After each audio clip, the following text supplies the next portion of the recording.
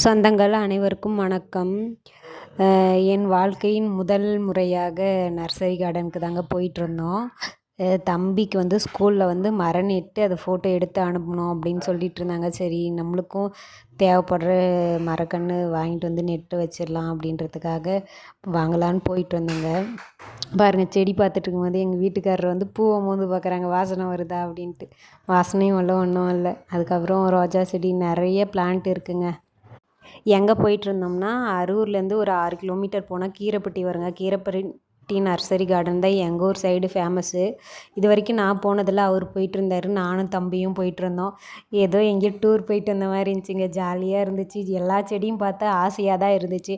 ஆனால் ஆசையை பார்த்தா ஆகுமா? நம்மளுக்கு தான் தண்ணி பற்றாக்குறையே, வாங்கின்னு வந்து வச்சு என்ன பண்ணுறது அப்படின்ட்டு ஒரு 2 மரத்தை மட்டும் வாங்கிட்டு வந்துட்டேங்க. அப்படியே பார்த்துட்டு தம்பி கண்டிப்பாக எனக்கு டீ வேணும்னா அப்படியே குடிச்சிட்டு வந்தாச்சுங்க.